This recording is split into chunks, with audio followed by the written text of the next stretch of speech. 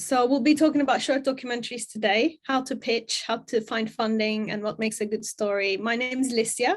I'm the program manager at One World Media, and I'm joined today by Sabina, Flora, Rajan, and Marina, which I will introduce very shortly. And if you have any questions throughout the session, please write them in the chat and we'll try to get to them. Thank you all of you for sending so many questions our way. We tried to shape our conversation to answer as many questions as possible already. So just a little bit, this is an event in collaboration with One World Media and Kathmandu International Mountain Film Festival. Thank you, Prasna and the team, for organizing this with us. So One World Media, for those of you who might not know about it, is a London-based, a UK London-based charity supporting filmmakers and journalists around the world, covering stories, underreported stories about the Global South. And alongside our award ceremony, we also run new talent programs, including our fellowship, Global Short Docs Forum, and online trainings and events through the year. We currently have a call for applications open for our fellowship until 29th of March. I'll tell you about it a little bit more later, but we offer £1,000 alongside workshops and mentoring for a year, and is for short documentaries or other media pieces that can be produced within a year. Would love to hear from you if you have a short documentary idea in the making. So I'll get on introducing our panelists today, and then I'll ask them to tell us more about themselves. But Sabina is joining us today. She's an Emmy-nominated and award-winning journalist and filmmaker. And from covering undercover reporting to investigations, she's worked on major news coverage as an international journalist. And she's also been speaking, hosting, or moderating national and international conferences. She works mostly on gender development and journalism. Thank you for joining us today. We have Flora, who is one of our exec producers, mentors, and director of our Global Short Docs Forum. She has over 30 years of experience in broadcasting and documentaries, bringing stories by local filmmakers around the world in front of an international audience. She conceived for Unreported World, and she was the founding commissioning editor of Al Jazeera's Witness. And since then, she's been running workshops around the world. We have Rajan, a Kathmandu-based filmmaker who's currently in the US very early in the morning. And he's been working in fiction and documentary film. And he completed an MA in documentary film direction by Doc Nomads. And he's also one of the alumni of Berlinale Talents alumni from 2017. He's been working on shorts and features and currently working on a feature documentary, No Winter Holidays. And finally, we have Marina, who is a journalist and a self-shooting documentary filmmaker from Moldova. Marina's worked with the UN and she's a recipient of various fellowships. She has attended Global Short Docs Forum, one of our programs in 2020, where her film Last Chance for Justice, a short documentary, was commissioned by BBC World News. We'll hear more from her in a little bit. She's won various awards for this film and it's screened around the world at human rights events and festivals, including the EU Parliament and the UN. So that's an introduction of all our guests, and I will open up the floor and start asking our panelists to tell us a bit more about themselves and how they work with short documentaries specifically, their experience, any tips, and then we'll go into specific questions. So Sabina, do you want to start? Yes, hi. Thanks everyone for joining. I started making documentaries and running around for an early doc on BBC, and made my own short, self-funded, and literally ended up walking into Al Jazeera Malaysia with a little pack. And for one of my earliest doc was commissioned by Flora, and she was absolutely amazing to work with. I mean, since then, I've made several short films, which a lot of which have been on Al Jazeera, a lot of which have been on Witness. I've managed to do commissions, acquisitions, all that. And I feel like it's a constantly, I'm constantly learning, not only about the process of pitching, but also about storytelling.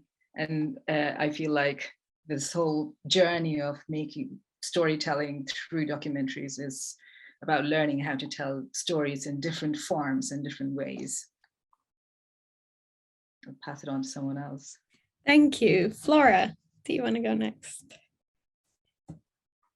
Yes, Sabina rang a little bell when she said she started as a runner. And I was just thinking of when I was a runner. And for quite a long time, actually. But the thing is short docs we're talking about, but there's another thing really, which is whose story is it, and who tells the story. And it's still really important to me is who's telling their story. And I suppose, and short docs, because I've watched an awful lot of long documentaries, and the older I get, the more time is precious. And so short docs are an extraordinary art form, really, which are not, isn't that, you know, making a short doc is harder, really, sometimes than a long doc, because you have to be so editorially rigorous. And I think that it shows a respect for your viewer in the way that a long doc, I'm being very generalist here, but you have to think very hard about what you're going to exclude, and what you're going to include, and that's quite a hard decision process. And even very well established filmmakers find it very difficult to make short documentaries. So my focus is on the short, because there's a large culture worldwide at focusing on long form documentaries and not on short. And I think that's a great shame. We tend to talk about shorts for early filmmakers, and that's a contradiction because they're really difficult to make. So I would just say that. So that's why in this point in my life, I'm focusing on short docs, slightly going against the flow, and also looking at audiences. And I think audiences is really, who is your audience? Who is going to watch it? Why are they going to watch it? When there's an awful lot to do in the world, is a really serious consideration. So I think that's enough from me. Thank you. That's an amazing introduction. Rajan, do you want to tell us a bit more about how you work with shorts and documentary in general? Hello, everyone. Listening to other panels, it seems I'm quite new to documentary filmmaking, actually. I started making documentaries only after 2014, once I joined my school. Until then, I was very much into fiction. For me, I think short docs is kind of a calling card to feature films, feature-length documentaries. And from my experience, I have most of the time made short documentaries with my own money. Like I did only non-commissioned work until now. Like I'm still learning, like how to get into contacts with all these editing commissioners and like this. So, because of this, like I always ended up making documentaries about things that earlier I used to ignore. Like I started making short documentaries about own family members, something something about road, so and very like mundane life, this kind of things. Like my first documentary from my school was Split Ends. It was also a short documentary about Nepali immigrants living in Portugal and who used to go to this barber, kind of a hub for them, So this kind of mundane subjects I used to pick for my documentaries. And later this documentaries has helped me, to go into a feature length, because these films were in like few good film festivals, and now like I have a kind of a trust, and this is how like this is getting me into making feature documentaries. Amazing, and we love personal stories. They make the best films. Thank you so much. And Marina, please tell us a bit more. Yeah, thanks, Lisa. Hello, everyone. Yeah, just to what was already shared, probably I will just say that, for me, I always wanted to be a documentary filmmaker. But, coming from Moldova, a place where there is almost no filmmaking industry, I was thinking that it will be more practical for me to develop my skills as a journalist. So for some years, I was telling stories as a print and online journalist. But because my dream didn't leave me, so I decided to use a strategy to acquire some practical skills and networking abroad. So I applied for achieving scholarship. Maybe some of our audience know Nepali students are also eligible. This is a scholarship of the UK government where you can study for free during 1 year. So I took this practical master's course at the University College London, which is about documentary filmmaking. And throughout the year, I had a chance to learn how to shoot and edit a short film myself. And basically the Last Chance for Justice, a film which I will be talking about today is my graduation film. And just to highlight what Rajan said, I also, through my personal experience, see how producing a short film can be a calling card for an emerging documentary filmmaker, something I will also explore a little bit later today. Thank you. Thank you so much. You all have a different experience in the field, maybe more news, maybe more personal, but I think there's a lot to learn from all your experiences. So we'll try to have as much insight as possible. So I'll start with Rajan because I know he needs to leave us a bit early today. So we'll try to hear as much from him as possible. So I wanted to ask you to kind of share your experience with us from Doc Nomads, your experience of making shorts, but also maybe tell us as far as you know, what support is available for Nepali filmmakers working on documentaries nationally or internationally that you've come across, which might be a good starting point for us. Doc Nomads, it was definitely a great experience for me because the main thing Doc Nomads did to me was it gave me an eye to look into the things that I would otherwise ignore, like we used to watch a lot of these artistic documentaries where maybe you like in the first glimpse you would feel like there is nothing, but what it taught me was like be there and wait, and most of my documentaries are like this, it's like I go to a place or somewhere and I just keep waiting and filming. So that was the important thing that documents taught. And second thing was like the use of sound. For example, like if you give like $2,000 to a young filmmaker, he or she would always end up buying camera, like they wouldn't care about the sound. But our course was like 50% sound, 50% video, like visual. So like this is, I'm really focusing into sound also. Like during the editing, like if I see like my film is dying, like I try to boost the film through sound also. And the other thing that was so important about documentaries was like the idea of pitching, like we were never led by the teachers to just go directly to the field and shoot, we had to pitch from the first idea, like the first rough concept, like what we have conceived, and every few days what progress we have made, we had to keep pitching and pitching and pitching. That's how like I learned a bit about pitching also. And as you said regarding the funding for the Nepali filmmakers, like sadly there is no state support for documentaries, even for fictions. They just began last year, like a very small amount of money, but for documentaries there is no any state support. But luckily Kathmandu International Mountain Film Festival, through their initiative called kimff Lab and Tony Egan Foundation Fund, and also like I think there is some fund from Film South Asia. I think Prasna knows better about that. They have initiated some fundings for young filmmakers.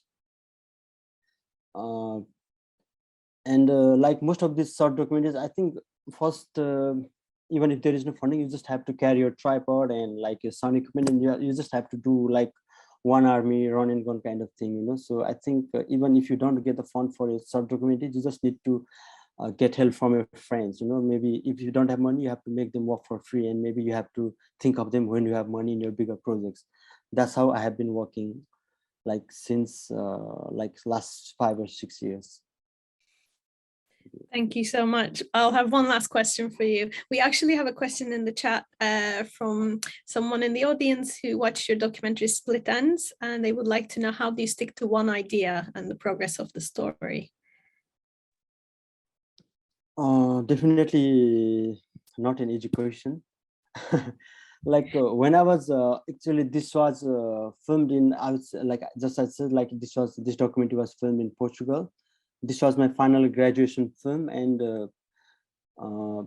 I wanted to make something about Portuguese people, you know, because I was always trying to find Nepalese people and make a film about them, and teachers were also complaining like, you are always trying to find your comfort zone. But in the end up, I again ended up making a documentary about Nepali. So for me, like I went to this saloon, and like for the first week I was just observing, you know, and a lot of Nepalese and even Portuguese people were also coming. But this saloon for this Nepalese people was like a place to share their stories about their struggle, you know. So, and I think I thought that maybe that could be the lead for this documentary. So I just kept waiting and waiting for a lot of people to come and film, and I filmed for like more than 2 months actually. And like the progress of the story, it was very difficult to find, you know. Like I was filming like very mundane kind of conversations, so it was a very struggling editing process. And so whatever is there is in the film, so we had to build that in the editing process. That's how this film was done. Thank you so much. My question for you was going to be about festivals. So for shorts, I think festivals feels like the first route for most emerging filmmakers. Could you tell us how that also works and how that can be a calling card for future projects? You mentioned that early on. Festival is definitely a great platform just to showcase like your short documentaries.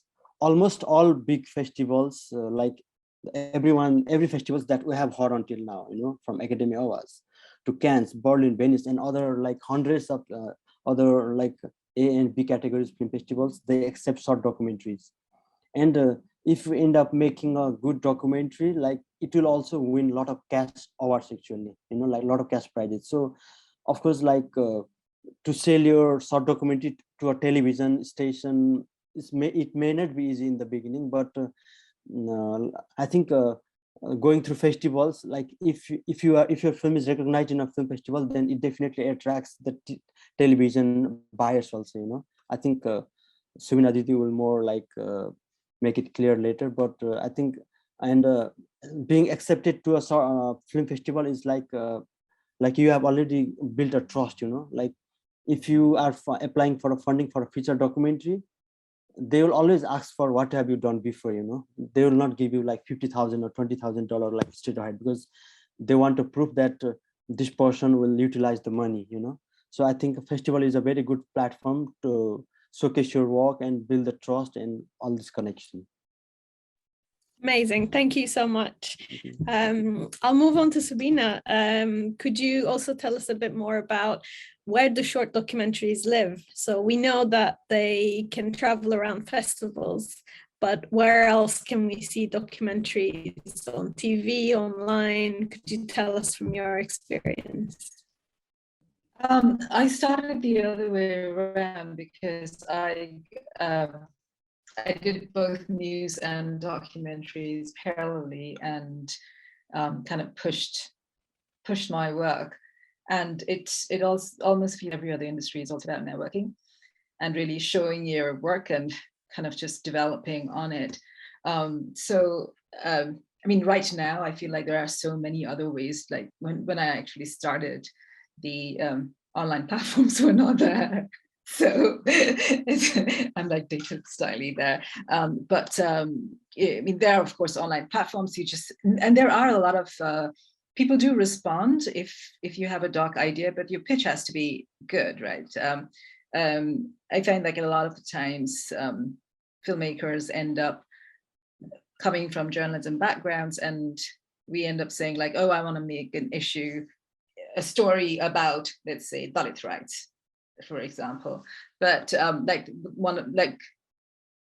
I'm making a film on Dalit rights, but the story is about this girl who is trying to fight for justice.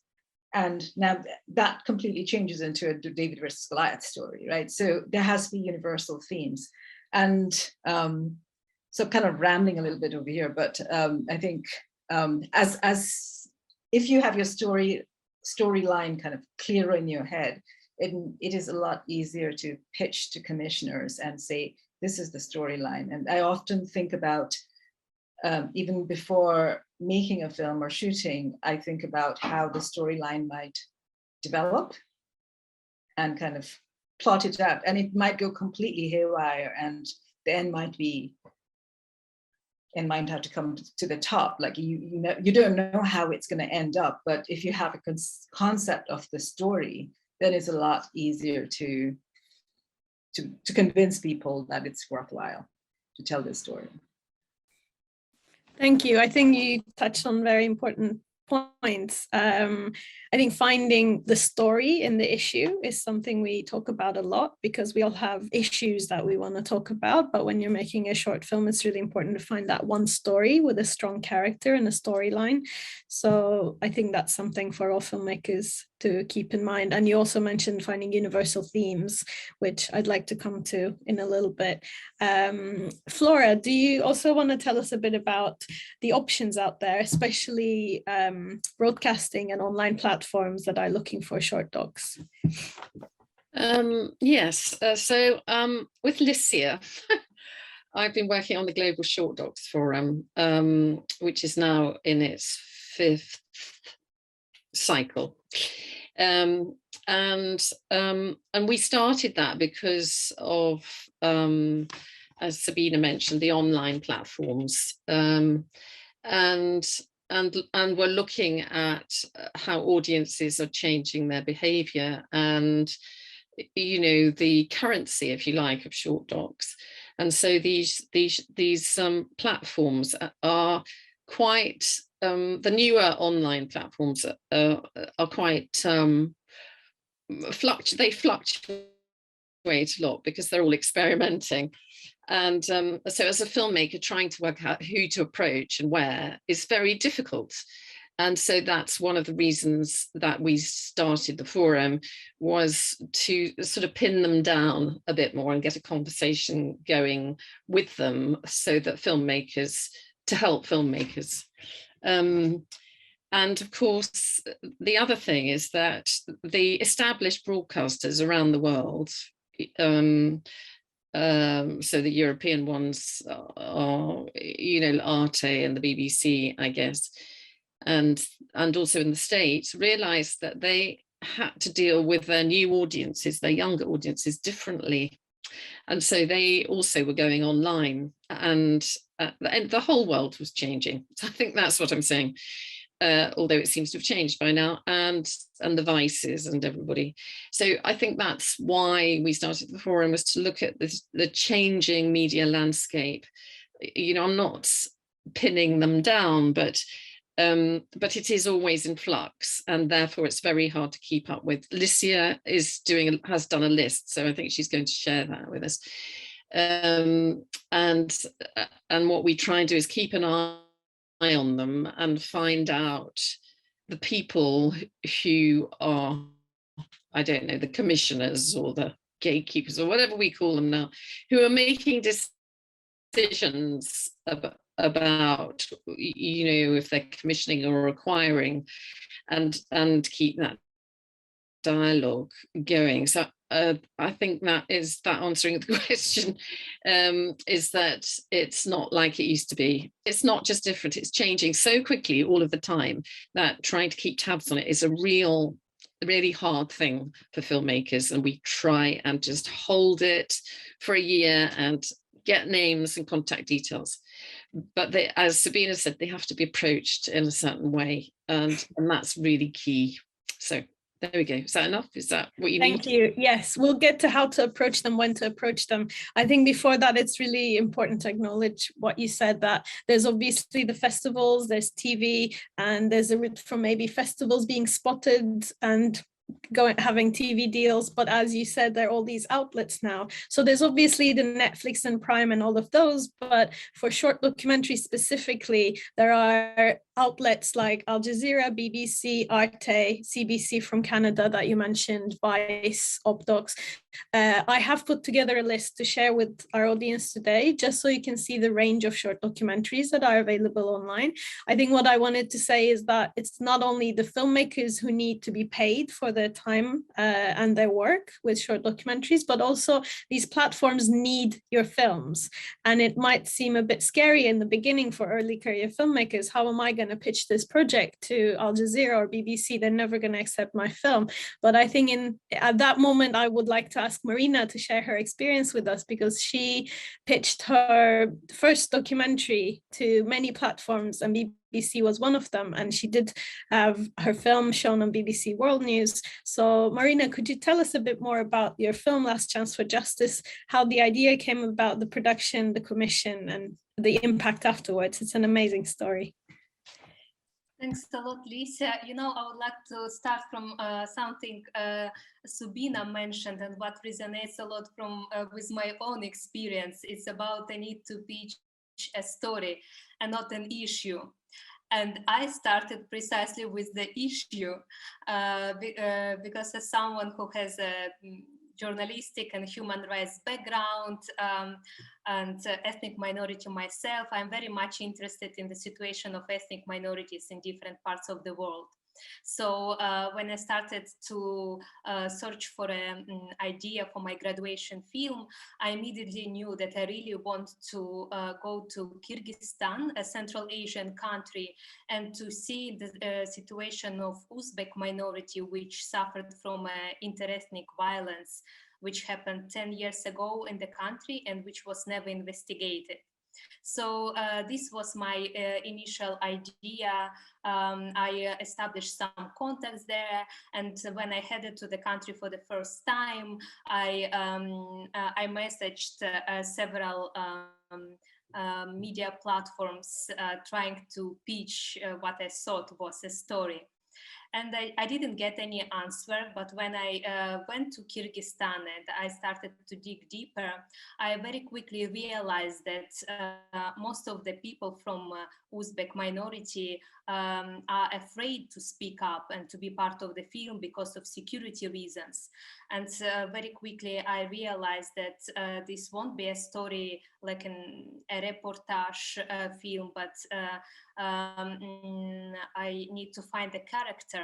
And that's how I met a fantastic woman, Khadija Askarova, who was for the past 10 years fighting for justice for her husband, Azimjan, who was unlawfully imprisoned for life for a crime he didn't commit. And basically he was in prison for reporting about the conflict. So very quickly we became friends, and she was very outspoken, and she really was interested, you know, to tell her story to a wider audience. So that's how I found my character, and as the story developed, I realized that I really want this film to be not only a graduation film, but a film for an international audience. So I started to look for opportunities, and I found out about Global Short Docs Forum, where I applied. So when we started to have these mentoring sessions with the Global Short Docs Forum, I realized why this platform didn't respond to me. So first of all, I know these gatekeepers whom you would approach. In my case, I was just writing to BBC using, you know, this generic email and trying to pitch again, not a story of Khadija who is fighting for justice for her husband, but I was trying to pitch an issue. And then in my pitch, I realized that I was telling them not what we will see in the film, but why it is important. So I realized that this was another mistake of mine. And again, what Lisa was saying, of course, I was also in this position, being grateful for this opportunity to pitch to all these international platforms, but also terrified. I didn't imagine how would this story, you know, it's my first film. I shot everything myself, whether anyone could be interested. And then I realized that no, actually, a lot of platforms were interested, and precisely because I had a unique access. And this was also a great lesson for me. Even if you're an emerging filmmaker, maybe your filming skills are not brilliant, but if you have a unique access to a story and nobody can tell the story besides you, you have a great advantage. So that's how I started to have conversations with different platforms. And at the end, the film was commissioned by the BBC World News, and it was on the air on BBC and shown in different countries of the world, and afterwards also screened at numerous film festivals and also human rights events. And this was also a great lesson for me, is how important it is to build a community around your film during the production process. Because again, it was related to a human rights issue. So I made sure to get to know people who were working on this issue before from different human rights organizations. So I would ask their opinion, whether, you know, the facts are correct in my film. You know, I was in contact, in permanent touch with them. So when the film was out, I started to get a lot of offers where my film can be screened and discussed.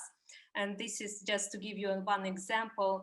The film was screened and discussed at the European Parliament with the participation of President of European Parliament and my contributor Khadija. So this was one of the milestones of this journey, and I was really, you know, grateful for the community which was built around the film. This that this could be happen. Yeah, this is in short. Thank you so much for sharing your journey with us. I find it very inspiring every time I hear it from beginning to end. And we'll get to it a bit more, to your experience with the commission and other things. But I just wanted to repeat some of the points you made, because it's incredible. And that's something we talk about all the time. You mentioned finding the right people. Obviously, this is not very easy, but there are programs, markets, pitching forums where filmmakers can get their projects in front of these people. Global Short Docs is one of them. There are a few others. You mentioned starting with the issue, but then finding a character and then pitching the character instead of the issue. And that also comes with telling commissioners what they're going to see on screen, which you said is more important than why they're going to watch it, which is again something we talk about. And it's important in all funding applications, including the One World Media, but any others as well. It's really important to imagine what it is we're going to watch in this short film and not just why. And you also mentioned unique access, which is something we come across in lots of pitching forums and other documents that filmmakers are asked for unique access. It means having a relationship with a character or a story that no one else has. And that's much more important than skills you mentioned. Obviously, having a beautiful looking film with good sound is important, but we also know from many other filmmakers that once you have that relationship, you can have other types of support from channels or from mentors to find the best way. I just wanted to reiterate, because I know there's been a lot of questions about this from the participants. And I also wanted to bring up that you had a lot of footage, you had your rough cut already when you pitched your project. And I think that might answer one of the questions in the chat about when would be a good time for filmmakers to approach commissioners. I'll ask Flora and Sabina about this as well, but it might be different for early career filmmakers and filmmakers with a bit more experience and credits. But yeah, before we get to that, Sabina, and also the international scene, what would you recommend? What would you tell filmmakers working on short documentaries? You mentioned finding universal themes. I wanted to ask you if you could expand on that. finding universal themes, of course, is all about story, like stories you can relate to. If I tell you a story about mothers and daughters, for example, like every mother and daughter across the world can relate to it, or some person trying to find a big corporation, like it is a story that has been told to us over and over again. So those stories are going to be, it's a lot easier for people, commissioners, to take those stories, and for audiences to feel for the people as feel for the characters. In terms of like for the international audience, one thing that that is very difficult for people from like small countries like ours is like you have to give the context. Like, you know, it's very difficult to make a very nuanced, beautiful film that is simple enough for the world to understand, because you have to simplify it because no one will understand it, and give the context. That is a difficult task. And sometimes I find like writing the log line is as difficult as making the film itself, because you have to write it so many times. And this is coming from like, you know, I've written for the New York Times or the Guardian, and I still struggle every time. And I don't even know how many times I go over my log lines and just kind of go like that and say, this is just not working for me. And it changes, like the storyline changes, so you kind of change your treatment along the way. So from contextualizing your stories to simplifying it for everyone else to watch it. So it has to be like very kind of character driven. The story has to be carried through one person to explain a larger event or larger problem. And one thing that I also have realized is like it's very difficult to say, like, you know, figure out when people tell you that they don't get it, don't take it personally. That's another thing. It's like, of course, like the more feedback you get and kind of rethink the story structure, the better the film ends up being. And so you have to kind of like end up living in these structures and images, and when you start dreaming of them, then you're telling the story. And in terms of pitching, it's just like you just have to do it so many times that it gets quite exasperating, but you just have to do it. I mean, unless you have someone like Flora, like my first commission, I was pregnant, and I was like, Flora, I'm pregnant. I want to go to the remotest part of Nepal and tell the story about why so many women are dying. And she said, okay. I mean, that was pretty much the discussion. I had no idea, like, you know, I didn't do much else, but I hadn't, like, thinking back about it, it's like, you know, I'm from there. I got unique access. The fact that I was waddling really helped, because it gave me instant connection with all the women who talked to me. And because we had the same language, though I'm a urban middle class privileged person going to a remote area, it's still the same country, and I could translate that story, but through me. It was a lot easier that way. I mean, for going through the traditional way of, like, you know, pitching all the time, it is a very, very, very draining process, and there is no two way about it. You just have to do it. Thank you. I think it's really good to hear again the importance of access and finding that story that only you can tell at that moment, because one of the questions that's asked in most applications or in conversations is why you and why now? And it sounds like you had that right, despite all the other personal conditions in your life.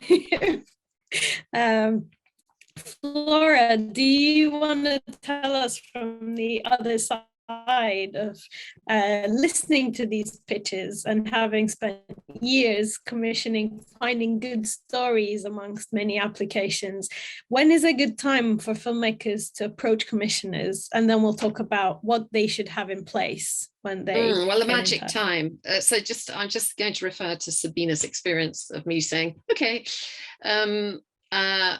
because I was looking at a series, I think it was within a series, and because I was going against the flow and looking at maternal and child health, which is not something that a news channel can do very easily, because they're all fighty chat types. Anyway, because I, throughout my life, understood how women lost their lives and were never in the news, and I found it very offensive. So that Sabina's timing was just brilliant. It wasn't anything that she did on purpose. It just happened that she was pregnant, and just happened that I was looking at that particular issue. And so Sabina fulfilled, you know, whose voice is it anyway, whose country, access, everything immediately, which is why it was really easy. So there is a timing thing and how you deal with that. So I want to say something in connection with that. Licia is going to send a list of platforms around that we have deal with from time to time, or with the forum. And the point of that is it's really good to do lots of homework and look at what they have done recently in the past year or two, or what they think is good, or what, you know, has got a lot of audience, because that homework will inform what you can then do. So in the same way that I was really on a mission to make a lot of films about women giving birth way back then. So for instance, Marinas was covering a country that was not well covered, because she had great access. And Adam, who was who's the commissioning editor of that strand, hadn't transmitted anything about that country, and was he's scanning, looking for stories in countries he hasn't covered for a while. You know, Nepal, so for instance, Nepal is not well covered on international platforms. And if it is covered, it's probably covered in a fairly stereotypical way.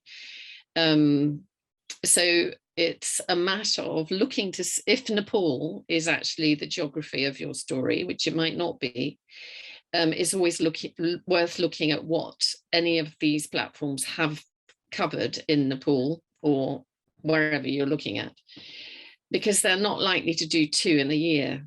And the other thing, I was hugely lucky, because I was commissioning so much, because it was just hungry machine. So I just was commissioning an awful lot at that time. And someone like Adam, I think he probably has 30 slots or something like that a year. And if he's done one on Nepal in a year, that's it. So, and if he hasn't, then, you know, talk to him, especially if you've got a good issue, of which there are many in Nepal or wherever you're looking at. So I think there is a timing issue. There's a matter of looking at doing lots of homework and looking at what those platforms are showing, what their style is, you know, whether that style and your style work. In Marina's case, it was a really good match. And, you know, whether that's what you want as a filmmaker, because it might not be. You know, some people don't want to make a film for Vice because they think Vice has a certain style. So I think, you know, as filmmakers, am I going off the topic now? As filmmakers, you're making decisions about who you are, where you want to be, what films you want to make, which platforms suit you, and you know, where you fit. And so Marina has built up a relationship with this Adam at BBC, and she'll probably, you know, it's an open door now for her. So that's the other thing I would say. As a filmmaker, you have to be good at communications. And you have to, you know, your personality, this is a tough one. Your personality and your ability to communicate is really important. If you can't do it, you've got to get someone else to do it for you. Because it's all about relationships. It's all about building relationships with the people who might give you some money, whether it's at a festival, a curator at a festival, or whether it's, you know, let's call them a curator, a commissioning editor, whatever they are, at the platforms. You have to communicate regularly with that person, even if they don't send anything back. And you have to assume that they are looking at it, which sometimes they won't be. And you have to keep sending them updates until they tell you not to anymore. That's the game. And you have to keep coming to the top of the pile. So it's a really tough one. And when they're interested, they will move fast. How long did it, Marina, how long did it take for Adam to go, I'm interested, I want it, I'm transmitting it? How long? Yeah, so I guess it was 2 weeks. That's incredible. We know it takes months and years sometimes, but if they need it, then it might be as short as 2 weeks. That's incredible. If they, yeah, so it's there. So, and people like him, we're just talking about him a lot because of Marina's project. He is scanning all of the time, looking for stories. One of his stories might drop. He needs another one fast, and things are turned around really quickly. So that's just an example. Of course, lots of film, and because she'd shot everything, so it was ready for him, and he could see everything. So there's a question. Shall I answer this question? There's a question in the chat. You've got to direct me this year if I overdo it. From if I go to development as a platform on the side, they don't find my story. That sort of, what do I show? Yeah, so I think there are two questions there. One is practically what to include in a pitch or in an approach, and yeah. I think Flora, maybe you can also talk a bit about the difference between early career filmmakers approaching a commissioner and what they should have, which is extra footage potentially, and not just the idea. Yeah, could you tell us a bit about this? Just really quickly. Yeah. If you're an early filmmaker and you're not known, you have to supply more. You have to prove yourself. Although actually, I don't think it makes much difference. But even if you're an established filmmaker, if you've got a main character, it's so competitive now. You have to have some footage of, you know, a main character, and show that they're compelling and charismatic, and that the audience might want to watch them. That's it. And that you've got some footage. So for Marina, she'd got quite a lot of footage. It was a huge asset, even though it was it your first film, Marina? It's extraordinary. Anyway, so the more footage you can show, the more sequences you can have. If you're an early filmmaker, the better. It shows commitment. That's the first thing. It shows access, and it shows everything on the table. It makes it really easy. I also wanted to talk, before we get to, again, Marina's experience, but I wanted to ask, what makes a good story? So obviously in that first approach, there's a log line, which is like a very short description of what you're going to cover in this film, a synopsis, which is maybe 2-3 paragraphs, again, a short description, but expanded, of what we're going to see in this film. And if you have a teaser, trailer, or a rough cut, a link to that, and maybe a biography or a link to previous work, which doesn't have to be very established pieces, but just to demonstrate your ability and your experience to pull off, to be able to complete this film that you're pitching. But in terms of pitching a story, what makes a good story, what stands out, and also in terms of making a short documentary and not a feature, what makes the difference? So Sabina, do you want to share your thoughts on this? I mean, something has to happen in the film, right? So often, especially on television, definitely something has to happen. Otherwise, something's no change, then it's quite difficult to expect the audience to sit for half an hour to dedicate to your film. So however the subject is important, it really doesn't matter. That's it. And it's often, I feel like there are storytellers and there's storytelling within the story, like, your character is also is a storyteller itself, right? I mean, how compelling your character is. I mean, some characters are just incredible and they just take the story forward.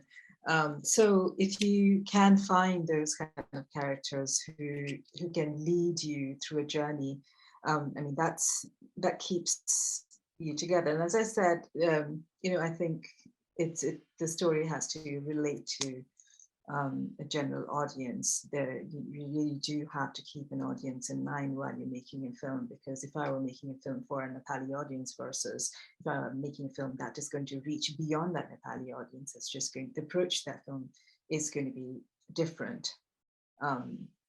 There's a lot of things that I don't have to explain.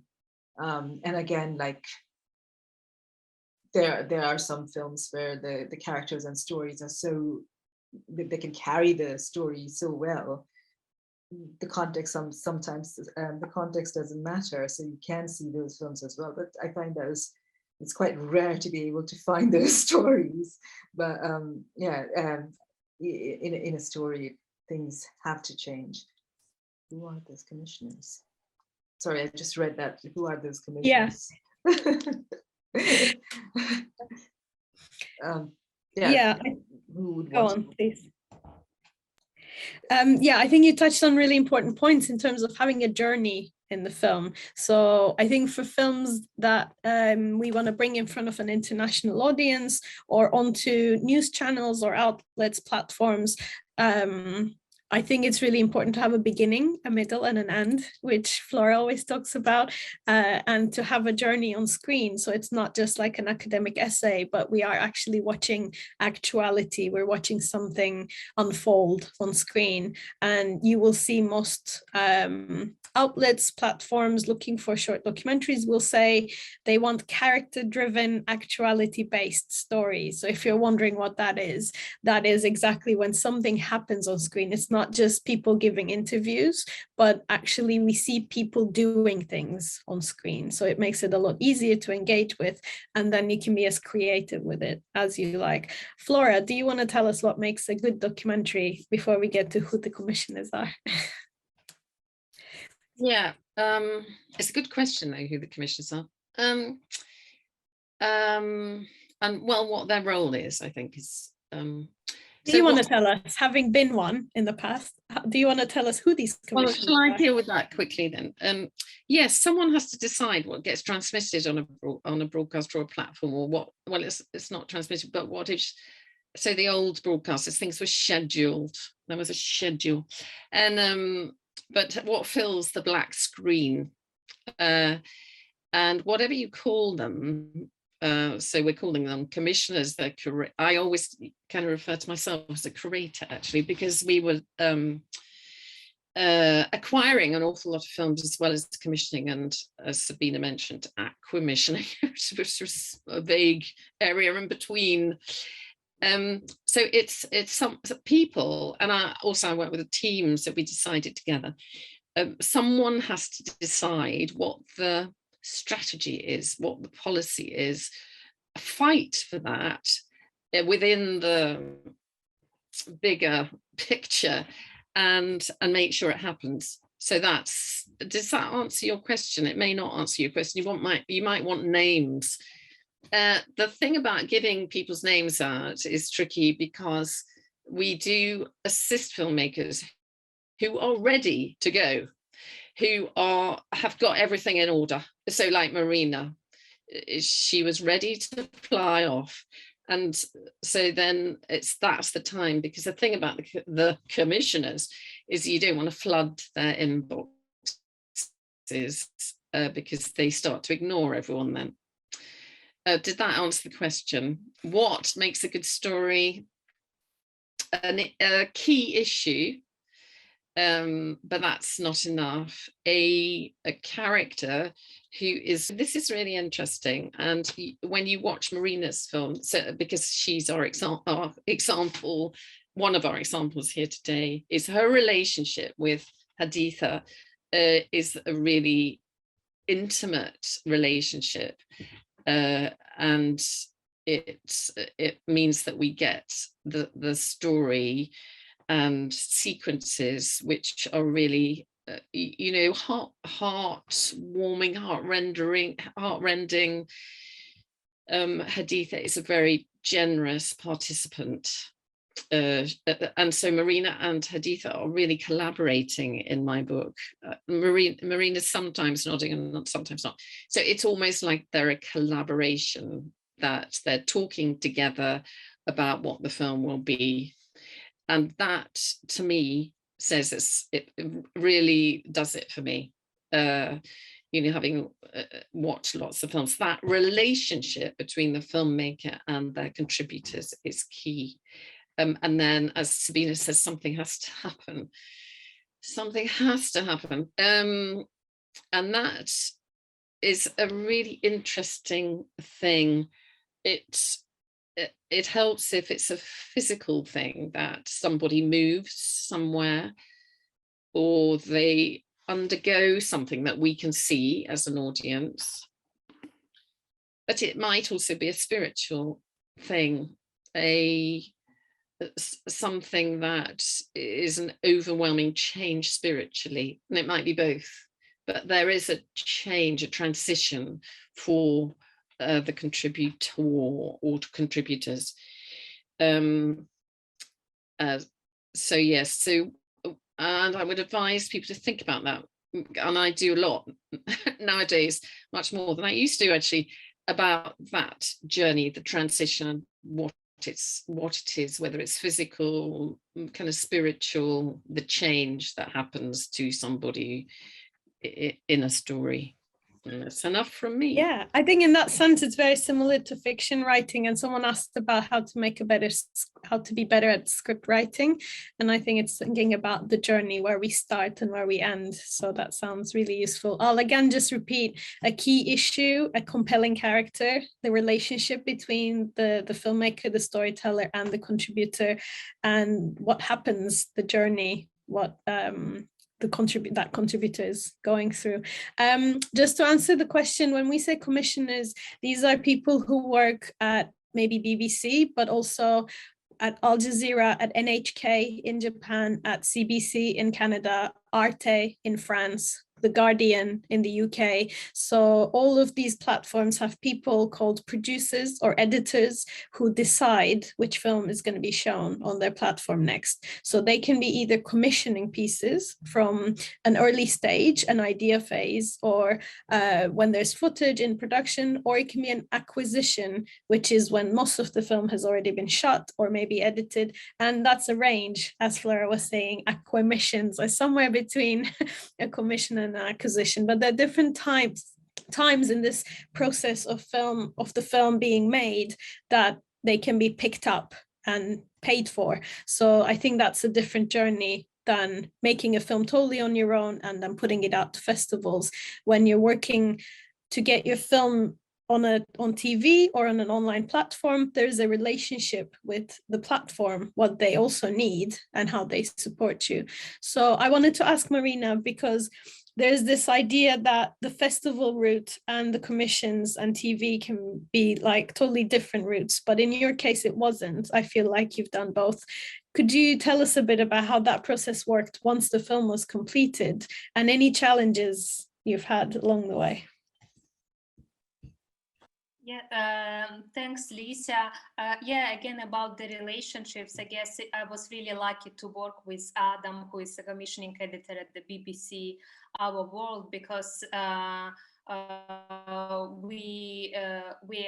he said that for them it's in principle okay for the BBC version of the film to be screened at the festival.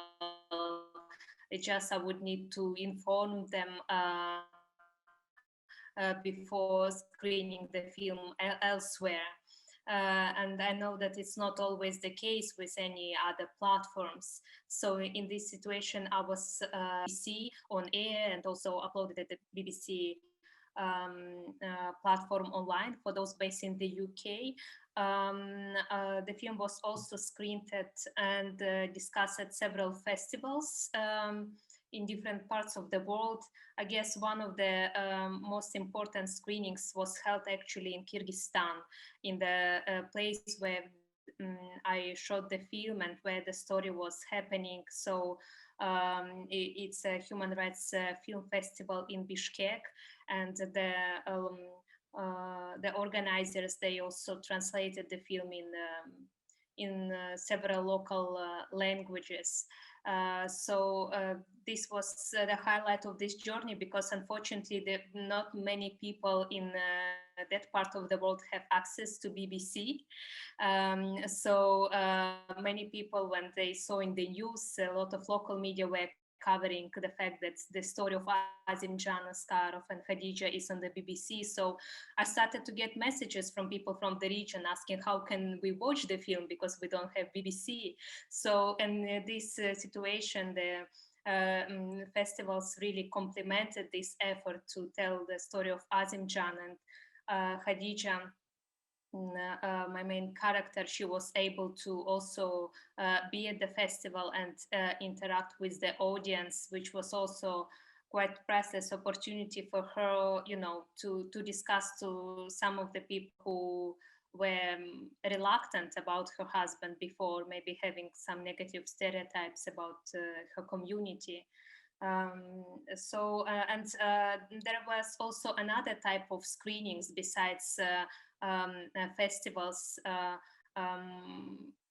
some close screenings with diplomats or with human rights experts who are trying to change somehow situation of Azimjan. So in this case, the film was also used, let's say, as a tool to sustain international attention to Azimjan's case, and also be as a platform for Khadija, you know, to be closer to people, to make some sort of decisions, or who interact with the Kyrgyz government. So I would say festivals and close screenings with some selected audiences were really helpful. And I know that you had a longer cut that you had, but then working with BBC, the film had a slightly different duration and a voiceover. Obviously, that's an ongoing relationship and there are compromises to be made. How do you feel about that process? Yes, so indeed, my initial cut was 30 minutes, and then the final version, which went out on air, was 23 minutes. And I guess, of course, it was kind of painful to left out some of the scenes I considered important, but I guess it all comes to a question of motivation. So my main motivation was really to get the Khadija story out of the world, and I couldn't think of a better platform than BBC. And so it was an issue of motivation and also trust. So obviously the BBC team, they issued so many films, so I also trusted our collaboration in, you know, how to shape this story better. Thank you so much. I think, yeah, we've already heard a few different routes for short documentaries. So if you have the resources to make the film and get it out there, that's an option. Obviously, to have funding is a very important issue. I will share some links to places you can start looking for funding. So there are certain databases online where you can see different foundations or organizations offering funds for documentaries, more for features, less for shorts, but then we need less funds to make shorts. So hopefully some of those will be very useful. And yeah, there's obviously routes if you are at the stage where you have enough experience and a very strong idea with good access and you're able to get a commission or an acquisition, that's an incredible route forward as well. On that note, I wanted to talk about the One World Media Fellowship a little bit, because there's been a few questions on that. So one of the funds you can get is the One World Media Fellowship. Actually, it's not a massive amount, but we offer £1,000 a year. We select 12 to 20 people, and we support projects that are in the global south. So it could be on the ground reporters, or it could be international reporters with unique access.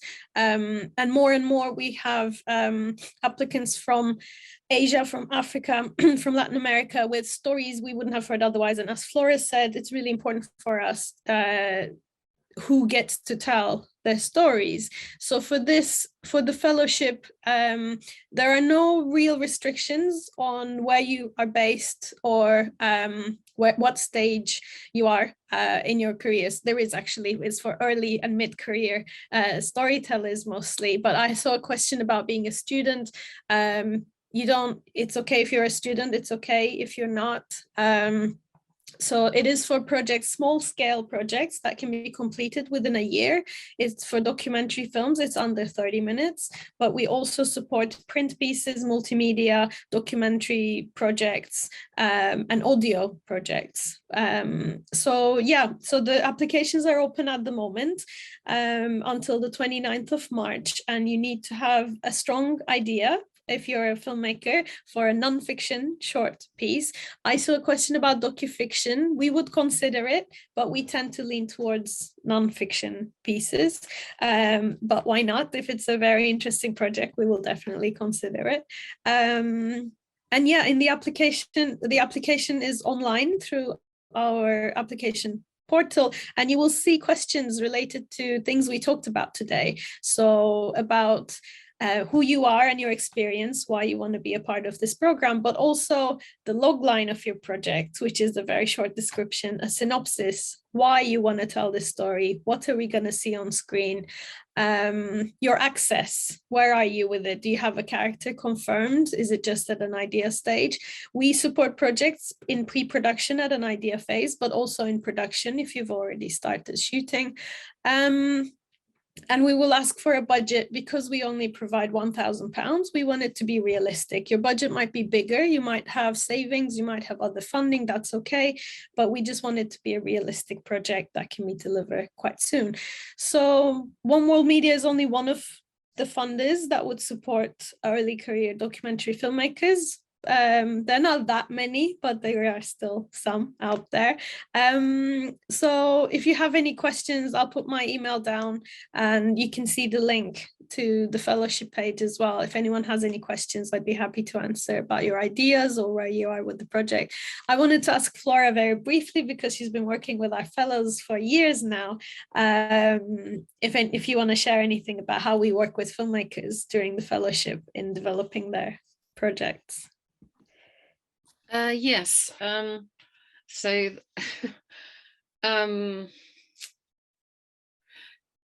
what shall I say? The fellowship is an opportunity, I think, for you potentially to take your film to a stage that it wouldn't normally get to. So it's very difficult, isn't it, as a filmmaker, when you're making your film by yourself. And actually films are usually collaborative. They involve more than one person. But the filmmaker, the fellows, you can look at it in two ways. Some fellows have achieved extraordinary things and they've had their film commissioned. That is not an expectation of all filmmakers. The main thing is to learn skills and learn a lot about filmmaking. So I think, when you become a filmmaker, the idea of risk taking is very prescribed. So if you're being funded by platforms, they need to know that you're going to deliver a film at the end of the day, and they're fairly risk averse. You might not think this, but they need a film to show. So there's some freedom as a filmmaker doing the fellowship to to try something that you've never tried before and to learn a lot. And film with very few funds, because then you can do what you need to do as a filmmaker.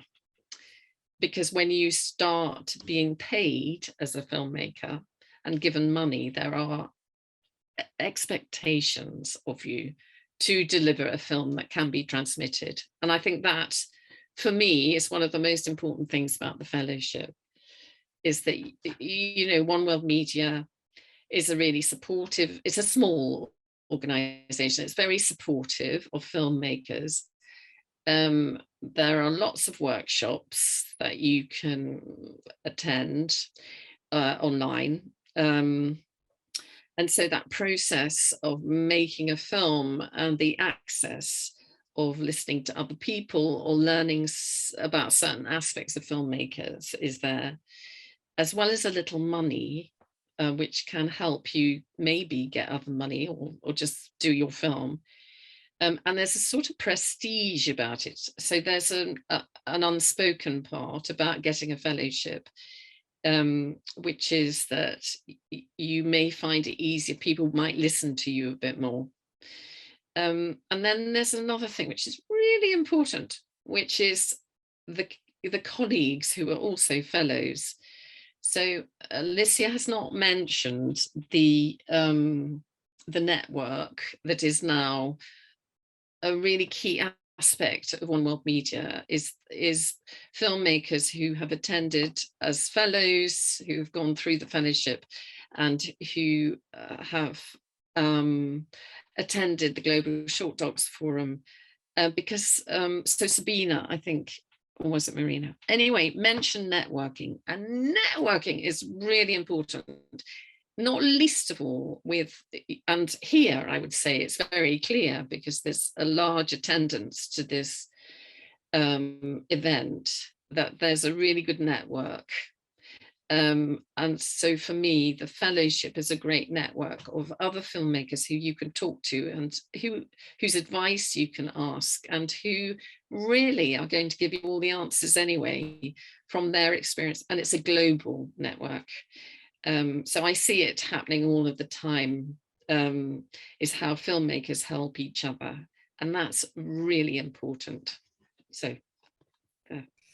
Thank you. Thank you so much. I think you've touched on really important points in terms of having a community, especially when you're in doubt, when you want to give up, when you need a bit of support to keep going, or to hear other people on how they struggle, how they find hope, and how they keep going. All of those intangible sides of filmmaking. It's not just about the technicalities, but being part of a community who can support you. So yes, for the fellowship, if you have any questions, I'd be happy to help, just in case. We will send out an email to everyone who's registered with the links and the documents. I just wanted to say, for the fellowship, we're open to any idea, but we mostly look for human stories, and we prioritize stories with a solutions approach, or we love stories on climate, on gender, and we also like stories of people who are driving change, who are creating an impact in their communities. So yes, if you're working on a story, you still have a bit of time to find a good character, a good angle, and tell us why it should be you telling this story, and we would love hear from you. So that is on the One World Media Fellowship. As a final question, I wanted to ask all our panelists, what would be your top tip for filmmakers working on short documentaries specifically, or in general about documentaries? Sabina. Pitch, and review all the time, and revise and structure it, and just keep working on it. It's until like I actually put my, that's my wall, and I keep on shifting things all the time, and that's the only, I feel like that's the only way to go about it. So not giving up and keep practicing, even when it gets tiring and draining. There are lots of workshops out there in forums, in festivals. I would recommend everyone to look online when you see a festival or a documentary industry event, look at who's been there, look at the workshops they offer, and they will hopefully keep you going in terms of your writing as well. Thanks, Sabina. Flora, what are your top tips? I think Sabina's top tip is really good. I think also pitch to your colleagues, pitch to your friends, pitch to your mother, pitch to anybody, just so that you get feedback. Because if someone says, I don't understand that, or, that's really helpful, or maybe say this, because that seems to be a key part of it and you haven't mentioned it at all. So I think that's why this community is really important, is that you can use each other to pitch to and get feedback, and it's a really helpful thing. There's a question here, sorry, I wanted to answer the question from Hussein. So this is not my top tip, it's portals. So you are obliged to use the portals in many ways. So you don't have the choice necessarily. If you happen, so it's a tricky one, that you'll have to use the portal in some ways because you won't have the email address. And even if you have the email address, the commissioners might go, use the portal. There are some strands that don't have a portal and you don't need to use a portal. So does that answer the question? When some of these organizations are so large and rambling and difficult to work out who is doing what, where, there's no straight answer actually, but I would just say that use the portal, but also try and find an email address and go, I've used the portal and here's my idea. So yeah. Yeah, that's a very good point. I think we'll share a list of platforms just to get started to see different styles. There are no contact details there, but if you do some researching, you can find how to submit on most of these channels. And then if you start watching these pieces, at the end, you will see the exec producers or the editors. So you'll start having names of who to contact if you wanted to have direct access. So both routes, as Flora mentioned, might work. Marina, what would be your tip for documentary filmmakers? Yeah, maybe speaking from my own experience, just don't be afraid to knock on the doors which seem to be much greater than you. Just to make sure that you learn from people who already did this way, try opportunities such as a fellowship program, Global Short Docs Forum, and try knocking. Thank you so much. I feel like we've covered a lot of ground, although it's only a beginning. Obviously, we can talk about pitching and developing, about storytelling for hours, days. We actually do it for weeks and months. But if you have any questions, feel free to get in touch. Thank you so much to our panelists, Rajan, who left a bit early, but Flora, Sabina, Marina, for sharing your experience and your insights. And thank you to Prasna and the Kathmandu International Mountain Film Festival team for putting this together, for all the filmmakers who have been listening to us today. You can find out more information about both our organizations online, and we'll follow up with some documents.